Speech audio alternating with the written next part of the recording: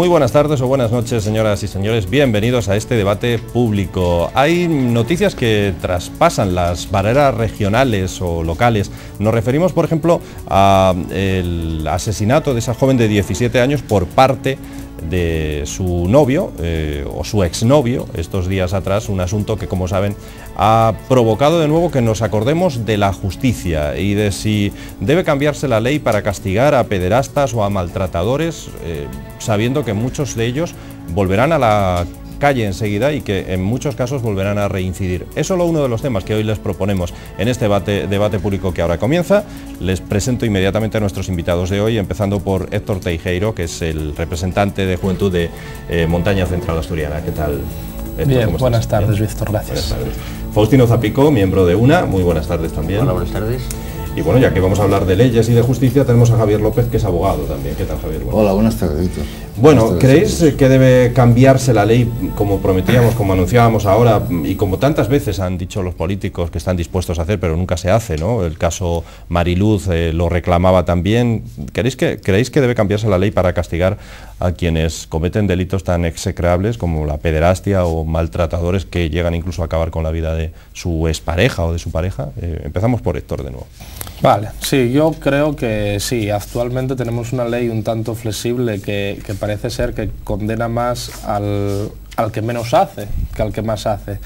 Creo que esta gente, aparte de tener que tener un trastorno psicológico, creo que deben de tener, yo no lo llamaría un castigo, sino una distancia con la sociedad con la cual pueden discrepar y llegar otra vez a tener actos de este tipo. Con lo cual la ley lo que tendría que pensarse era qué destinos son los más,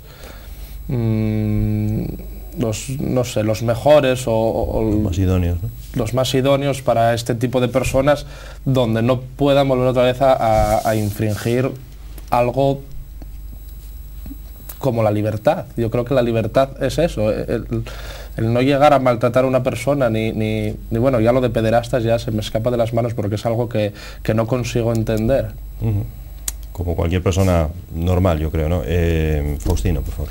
Bueno, yo no sé hasta qué punto es cuestión tanto de cambiar la ley como que se cumpla la que está efectivamente. En ese sentido, quiero decir, vemos que, por ejemplo, en el caso de los delitos sexuales, en muchas ocasiones, muchas veces son reincidentes delincuentes que están cumpliendo ya condena y que en los permisos carcelarios, que en ocasiones danse con la opinión contraria de la Xunta de Evaluación pertinente de la cárcel, y salen igual y cometen delitos. Entonces, bueno, a lo mejor yo no creo que sea tanto endurecer la ley como de alguna forma garantizar que se cumpla en condiciones de seguridad para todo el mundo.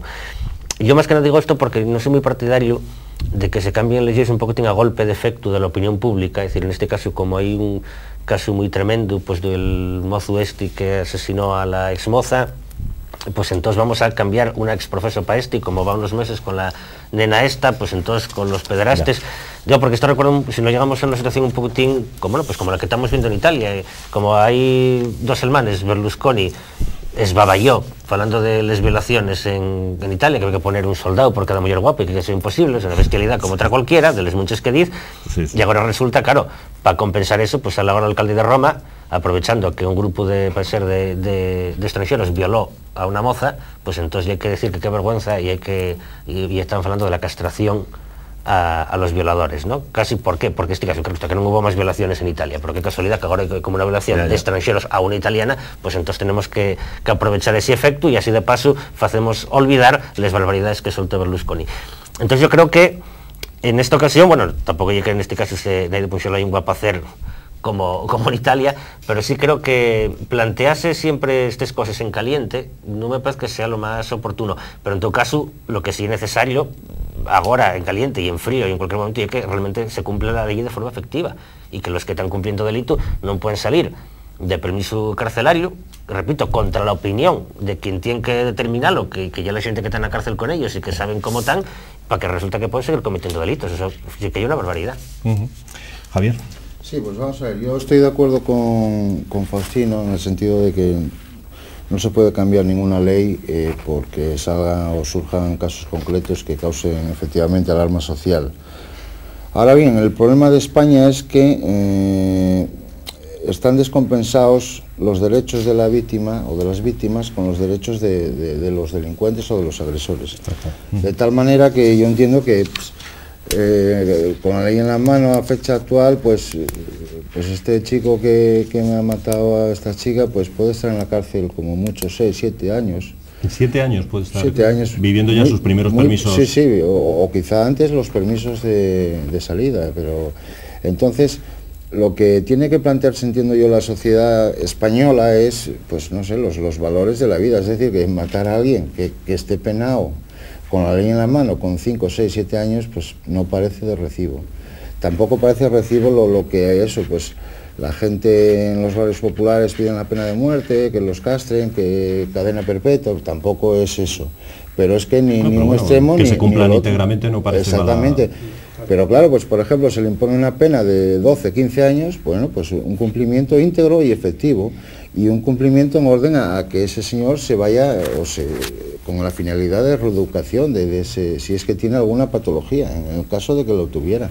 Eso es cuestión ya forense de ver, analizar psíquicamente cómo está ese señor, estos chicos, y bueno, pues hacer un examen y una reevaluación de toda la cuestión, pero desde luego lo que no parece de recibo es, y ya no hablamos de la ley del menor, que prácticamente da impunidad a cualquier menor, es decir, con 17 años y medio pues se puede matar a cualquier persona y pues se puede estar en la cárcel, bueno, en la cárcel no, en el centro de menores, centro de menores, sí. Exactamente, que no es ni semejante a una cárcel, pues nada, muy poquito tiempo y con salidas, con toda la serie de gratificaciones. Entonces yo pienso que hay que ponderar en España, los políticos, los legisladores deberían de hacer un estudio serio y riguroso en cuanto a ponderar eso, los derechos de las víctimas, puesto yo que entiendo que están bastante olvidados, ¿no?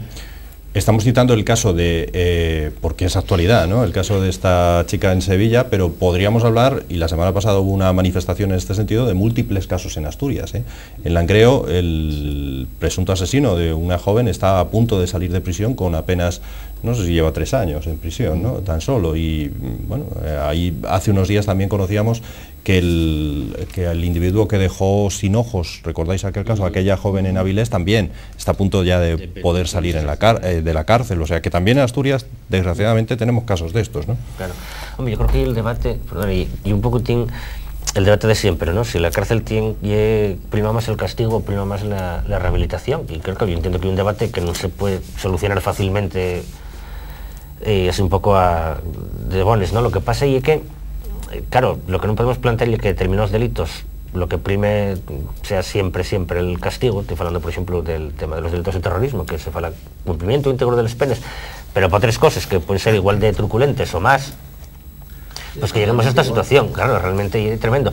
Claro, lo que comentabas tú de la ley del menor, claro, la ley del menor efectivamente yo creo que fue profundamente injusta con las víctimas, claro, y entonces llegamos como que ahora hay un mozo de 15 años detenido como presunto cómplice de ocultar el cadáver de la moza esta, y yo no sé, bueno, tú que ya sabrás lo mejor, digamos, a qué se está exponiendo esta persona teniendo 15 años participar en lo que ya es la ocultación de un cadáver, de los pruebas de un asesinato, ¿no?, y una bestialidad. ¿Qué pena puede tener un menor por un delito de 4 encubrimiento? o 5 años de internamiento, pero claro, que eso luego, es que en España también hay otro dato curioso, que la ejecución de las penas que teóricamente corresponde a los jueces, luego ahí es fundamental el papel de las prisiones, de lo que diga la Junta de Tratamiento, etcétera, etcétera. Entonces, claro, por ejemplo, los casos de delincuentes sexuales suelen tener muy buen comportamiento, no suelen ser conflictivos, pero claro, eso debería estar a expensas de los exámenes psiquiátricos, que dijeran, bueno, pues este señor va terapéuticamente curándose o no, o sigue como estaba. Entonces, eso debería ser el eje de las decisiones. Y entonces, en España el problema básico es ese, que luego la ejecución, el control de la pena queda en la administración penitenciaria, y normalmente el juzgado de vigilancia penitenciaria pues da el visto bueno a lo que decide la Junta de Tratamiento, con lo cual en realidad hay poco control judicial de esa ejecución de la pena, que es otro problema más. Junto, claro, porque el juzgado de vigilancia también está desbordado de trabajo porque hay muchos recursos de los internos, etcétera, etcétera. Entonces, son problemas tras problemas. Y metemos la la nariz vamos encontrando problemas sobre problemas. La huelga del día 18 lo va a solucionar todo, ¿no? A ver, yo pienso que, dado que también volvemos a lo mismo, teóricamente el Poder Judicial es un poder independiente del Estado, pero luego en la práctica pues nada de nada, estoy de acuerdo que en ese sentido pues reivindiquen sus derechos, especialmente que hay una ratio en España de juez por habitante mucho menor, es decir, hay muchos menos jueces por el número de habitantes que en el resto de países de Europa. Entonces, lo que no se entiende son gobiernos que para unas cosas quieren ser lo más de lo más moderno y progresista del mundo, y para otras cosas que son bastante más fundamentales para la vida de los ciudadanos y que inciden más en la vida de los ciudadanos, pues hacen oídos sordos y ojos ciegos, ¿no? Yo es que me llego a plantear la pregunta de que si en realidad la cárcel sirve para algo. Depende en qué caso. Porque lo veo como cuando un perro, un gato, una mascota se porta mal y la aíslas. No la estás educando. Lo que estás haciendo es apartarla del problema. Si todos huimos de los problemas, no llegamos nunca a enfrentarnos a ellos y no vamos a saber solucionar esos problemas. Perdóname que te diga, ahí efectivamente hay un conflicto entre el derecho a la reinserción y reeducación social, que constitucionalmente está reconocido, y luego pues el derecho de castigo que tiene la sociedad de reprensión de esas conductas delictivas. Entonces, sí, la finalidad última debería ser la reinserción o la reeducación. Pero luego la realidad material del día a día es que las prisiones son pues universidades para hacer más delincuentes, sí, entonces, claro, teóricamente estaría muy bien la reeducación y es lo que debería hacerse, que en otros países, bueno, tampoco hay un sistema perfecto, pero se tiende más a esa finalidad. Pero hoy en día, efectivamente, lo único que se consigue en la prisión pues es apartarlos y, bueno, pues esa función punitiva o ese castigo al delincuente, pero tampoco tiene mucho sentido hoy en día. Y yo luego, si me permitís, discrepar un poco con Faustino en lo del cambio de la ley por un hecho. Yo creo que estos hechos no son hechos aislados, sino son hechos consecutivos que se nos están repitiendo una y otra vez. Con lo cual, la ley no está funcionando, bajo mi punto de vista. Aquí, desde luego, cada uno estamos dando nuestro punto de vista. Porque si la ley funcionase, yo creo que no llegaría a repetirse tantas veces, una y otra vez, casos tan semejantes. Creo. Porque si hablásemos de un hecho aislado, podríamos decir, bueno, fue algo que ocurrió y que rara vez pasa. Pero es algo muy seguido. Luego, también sobre la opinión de los técnicos. A los técnicos en España es que un técnico no es nada. No se le hace caso a un técnico para nada. Solo se tiene al técnico, digamos, que cuando se necesita sacar las castañas del fuego. Si no, aquí a los técnicos, a oídos cerrados, no los escucha nadie. ¿Para qué? Y luego, pues los extremos no son buenos. Ni vamos a poner cadena perpetua, como hablábamos aquí, ni vamos a permitir que no se cumpla la ley. Entonces los extremos no son buenos. Había que fijar, digamos, que unos baremos mínimos donde todos nos centrásemos en ello, para saber si en realidad todo eso va a ir encaminado a llegar a un fin que es el que perseguimos, la reeducación, y llegar a una sociedad un poco más cordial para todos. Sí, pero bueno, en todo caso yo creo que precisamente en el caso este último que nos toca, el de la moza esta, bueno, quien cometió este delito, bueno, presuntamente, por supuesto, no es un delincuente reincidente. Quiero decir, que ese tipo de agresiones, o sobre todo, bueno, que se estila lo de, sobre todo incluso de gente muy mozo, que ya casi lo más espeluznante, ¿no? Yo no hay tanto cuestión de cambiar la ley como cambiar las condiciones para que no sea tan común que muchos mozos entienden que la moza y la propiedad particular, y en el momento en que se rompe, que tiene derecho a matarla, ¿no? Porque yo la maté porque era mía. Eso es algo. Claro, eso me refiero, que entonces hay algo.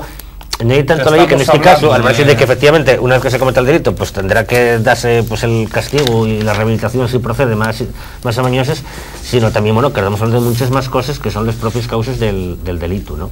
Sí, estamos ya atrás intentando hablar de igualdad de la mujer, pero desde luego todavía existe mucho machismo, mucha gente que piensa que la mujer es la propiedad de él, y si es mía, mía, y si no, no es de nadie más. Y entonces luego ocurren casos. Yo creo que eso, más que machismo, es falta de formación y de preparación. Yo creo que casi de respeto a la persona. Exactamente. Pero eso viene dado un poco por la escala de valores que hay hoy en día en España. Es decir, tú ves la televisión y lo único que se promueve pues es el físico, aquí Sí, vale todo, estamos con unos el utópicos goteos, el guapo es el que triunfa, el feo para casa. El llegar a éxito sin trabajo. Llegar a éxito sin esfuerzo, sin trabajo, y si puede ser respetable. campeando mejor. Entonces, claro, pues estos son casos o hijos derivados de esa cultura. No se fomenta en ningún caso la cultura del trabajo, del esfuerzo, del castigo premio, no sé, pues de ser un poco consecuente y de la responsabilidad. La responsabilidad, yo creo que sí, que esa es la palabra, la responsabilidad.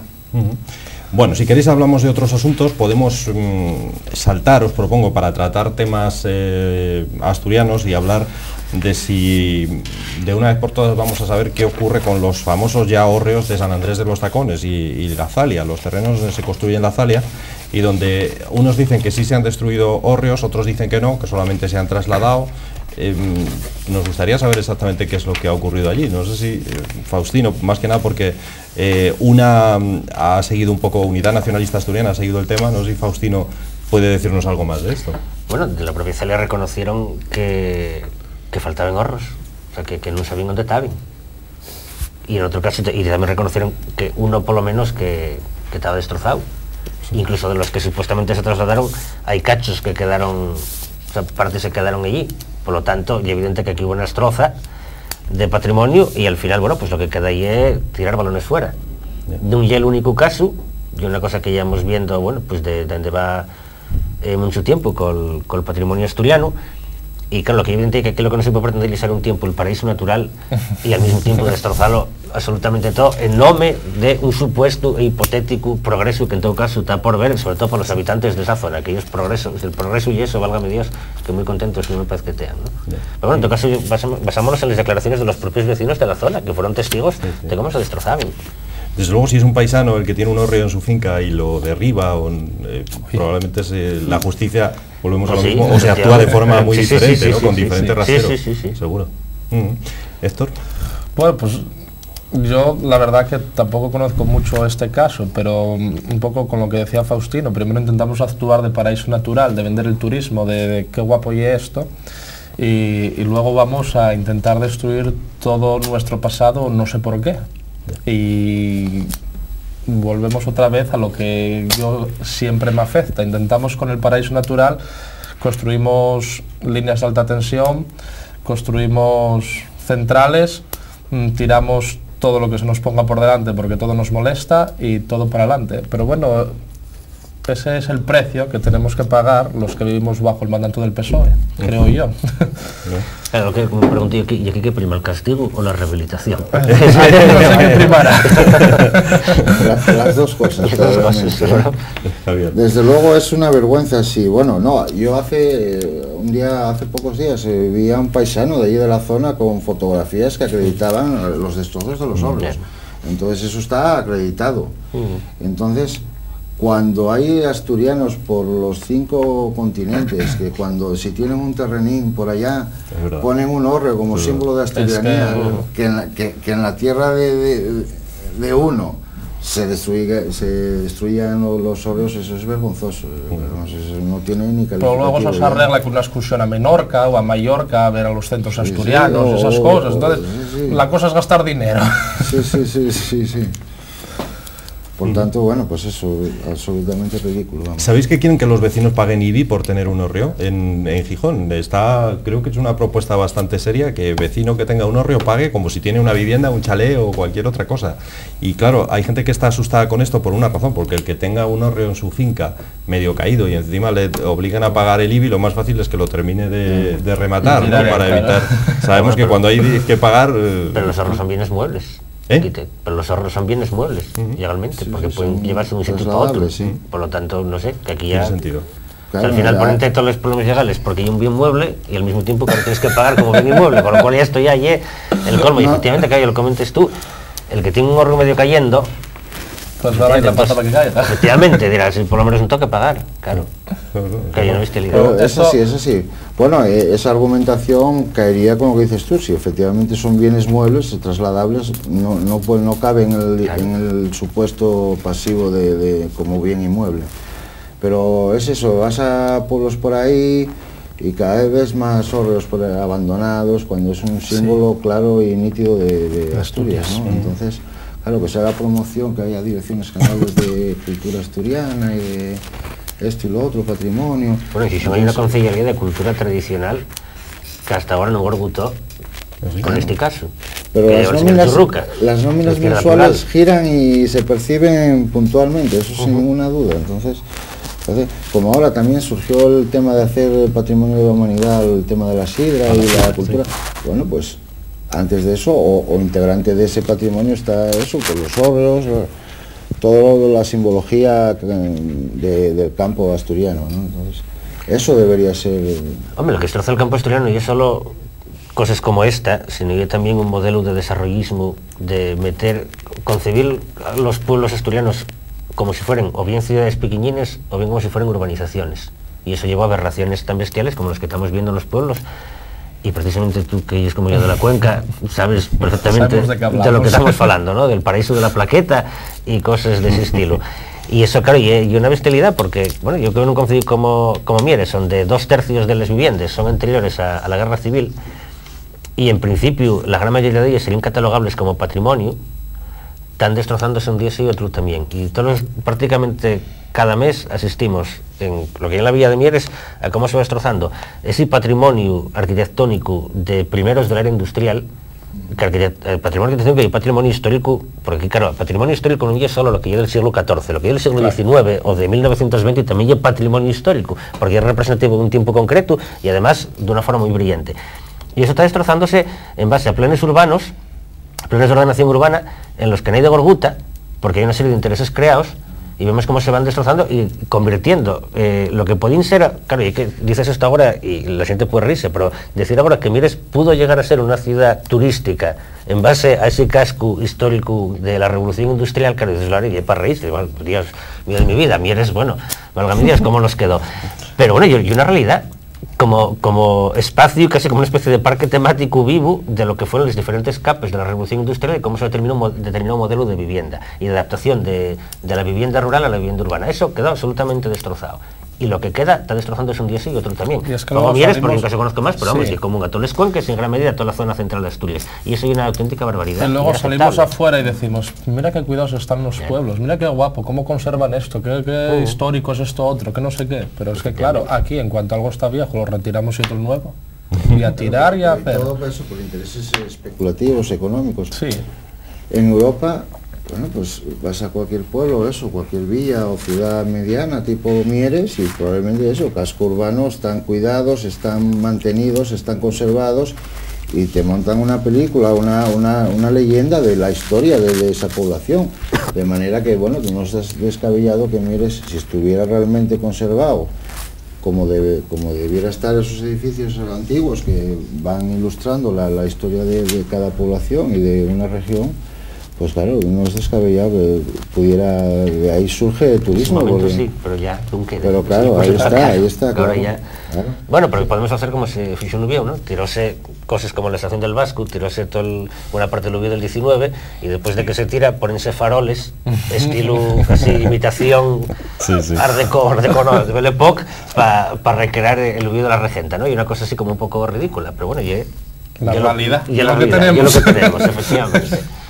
Bueno, si queréis cambiamos de asunto, podemos hablar de otros temas. Es muy curioso la que se está originando en Madrid. Bueno, últimamente en Madrid ya no salen de su asombro tampoco, porque entre lo de los espías y las tramas y demás, pues ya poco hay que sorprenda. Pero en las últimas horas el ministro del Interior ha reconocido que existe una orden interna en las comisarías de Madrid que marca un cupo semanal de extranjeros en situación irregular que hay que detener. Hay que detener un cupo semanal y hay que cumplirlo. Por ejemplo, se muestra que en la Villa de Vallecas se establece como objetivo detener 35 inmigrantes irregulares a la semana y se añade en la nota, si no los hay, se los va a buscar fuera del distrito. O sea, es la verdad que la noticia casi es para hacer chiste con ellos, si no fuera porque tristemente no es para... Hablamos de personas, sí. Yo creo que esto, yo si fuese inmigrante tendría los pelos de punta, porque esto es claramente una alarma de búsqueda y captura. Estamos hablando de las personas como el agricultor habla de la fruta, de tenemos que coger hoy 20 kilos de manzanas, por ejemplo. Creo que es algo tan espeluznante que si de verdad el ministro salió de su boca estas palabras, yo creo que debería mínimo rectificar y después ya de ahí actuar de otra manera. Pero es que es algo y luego también cuando se añade que preferentemente sean los marroquíes, que nos cuestan menos, cuesta menos repatriarlos. Repatriarlos, sí, es que yo creo que eso ya es la gota que colma el vaso. Es que vamos, y luego vamos aquí de que no somos racistas, de que somos todos iguales ante la ley, pero bueno, ¿a quién quieren engañar? ¿Con quién estamos tratando? Si os fijáis, de todos los temas que estamos abordando, en el fondo, en el trasfondo, en el trasunto del problema, radica una gran hipocresía de lo que se dice y luego la realidad. Sí, de lo que se hace. Aquí pasa exactamente igual, de papeles para todos y sin ningún control, sin ningún... Es que pasemos de ese extremo a este otro, de por cupos que verdaderamente, si no fuera porque desgraciadamente se hablan de personas que hoy o ayer... por desgracia en Costa Teguís, en Lanzarote murieron 20, todos, la mayoría niños, y es una realidad cotidiana y diaria. Entonces, lo que hay que es una regulación pues meditada y reflexionada sobre el problema y no a salto de mata, como porque luego lo primero que no fue el ministro el que lo dijo, sino son los sindicatos los que denuncian que hay esa política. Y luego lo segundo, obedece esta política que por lo visto para bajar los índices de delincuencia, porque claro, con el paro y demás, pues entonces una forma de bajar los índices de delincuencia, y yo diría que también seguramente de paro, porque se han escuchado denuncias de madres ecuatorianas o de cualquier otro sitio que van a recoger a los niños y los policías tienen órdenes de detenerlos, cuando no han hecho ninguna infracción ni han cometido ninguna irregularidad. Entonces volvemos que estamos siempre tratando y bordando la hipocresía de los gobernantes. Claro, evidentemente, además esto suena, bueno, de mano, marcar objetivos cuantitativos en interior, ya como en tráfico, ¿no? Nos comentaba el otro día la contertulia de la Asociación de Amigos y Familiares de la Guardia Civil, y el hecho como la Guardia Civil también se os mandó este año meter 250.000 multas más que el año anterior de tráfico. Entonces, será para sacarnos de la crisis. Claro, efectivamente, con lo cual hay una función recaudatoria, aquí yo lo mismo, ya para gastar menos, pues vamos a echar gente, ¿no? Entonces, claro, la duda que te queda, y bueno, y esa cosificación, primero, claro, de que son personas, la idea de personas como si fueran Kleenex, ¿no? En un momento, ahora como vienen dures, a echarlos y pista, suena cacería totalmente, claro, si no cubres el cupo, pues vas al barrio de al lado y pañes ahí lo que puedas, la bestialidad, eso lleva a cosas, bueno, pues efectivamente, como que muchos inmigrantes a lo mejor ya piensan dos veces primero de llevar a los niños a la escuela, o de llevarlos o de ir al sanatorio en caso de que tengan una enfermedad, con las implicaciones que se puede tener de, bueno, pues de potenciales epidemias, que por aquí, bueno, esas cosas no son ninguna tontería, ¿no? O podemos toparnos con nenos directamente tirados en la calle porque no van a la escuela por miedo a lo que pueda pasar si los escolaricen. Entonces, al final, bueno, si el objetivo es reducir el número de inmigrantes, bueno, yo no sé si al final el resultado puede ser mucho, al margen de que este planteamiento sea para mí absolutamente indeseable, incluso creo que el resultado puede ser potencialmente mucho peor, ¿no? Pero en todo caso, bueno, intentar gobernar a base de estadísticas ya de por sí pues indica una... Bueno, creo que es muy poco serio. Esto es lo que denuncia el sindicato policial, ¿no? Sí, pero bueno, el propio Rubalcaba admitió expresamente que había objetivos cuantitativos públicas. Y bueno, eso, que el origen de todas estas polémicas que vienen de Rubalcaba. Sí, cuando el río suena agua lleva. Y es que si os fijáis, esto parece un poco al plan nazi contra los judíos. Cada día había que llevar tantos miles de judíos a los campos de concentración. A los campos, pues esto en otra medida y en otro orden parece lo mismo. Y he escuchado que hasta eso, hasta los propios inmigrantes marroquíes, porque claro, son detectables muy fácilmente por la ropa, por el color de piel, etcétera, pues que llegaban a no salir de casa a raíz de estas denuncias de la policía. Entonces, Es que no me extraña, yo también estaría pero claro, en una situación espeluznante. Porque de vivir estás aquí en el objetivo a tener que ir a tu país de origen cambia claro, mucho la situación. Es que estás ahí en el punto de mira, es el objetivo número uno. Para los que están en situación ilegal, pues toparse con la circunstancia que cada vez que salgan a la calle, a lo mejor, bueno, pues si pasas la tarde en la calle, a lo mejor pues tópate con que 4 o 5 veces te pidan los papeles, con la sensación permanente, como por olvidar el DNI, bueno, el pasaporte o lo que sea, la sensación de estar permanente bajo vigilancia, de sentirte como una especie de convidado, un deseo al que hay que expulsar como un gran hermano, efectivamente. Bueno, la verdad es que sí, y sobre todo a mí me llama la atención especialmente eso, ¿no? La aplicación estricta de la economía a este asunto. A los bolivianos, dice textualmente la nota, a los bolivianos no se les repatria a su país porque los aviones van llenos y cuesta mucho más. Pero claro, los marroquíes, como es por carretera, los llevas hasta Algeciras y está ahí al lado. Y entonces a ellos sí, es curioso también. Una falta de respeto, lo mismo hacia la persona, pero si lo tenemos en nuestros políticos, que no vamos a tener nuestros convecinos. Bueno, señores, pues llegamos al final de este debate público, nos quedamos ya sin tiempo, así que despedimos ya nuestro programa de hoy recordándoles, como siempre, que esta es una cita que tienen ustedes todos los días, que desde que acaba el informativo de las 8:30 y durante aproximadamente 30 o 40 minutos debatimos sobre la actualidad del día. Así que mañana volvemos, de lunes a jueves así lo hacemos, y ustedes están invitados, como siempre, a este debate público. Gracias y hasta mañana.